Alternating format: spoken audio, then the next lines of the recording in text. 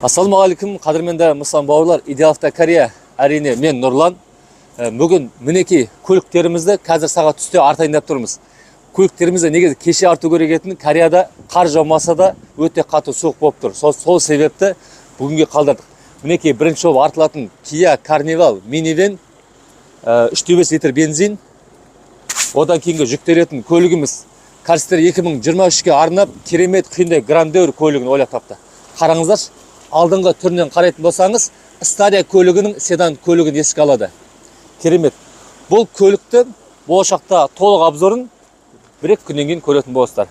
Одан кейінгі ағылшындардың королі болып саналған Range Rover 5 литрлі бензин, 8 сатылы, 525 аттың күші бар көлік мінекей алдымызда тұр.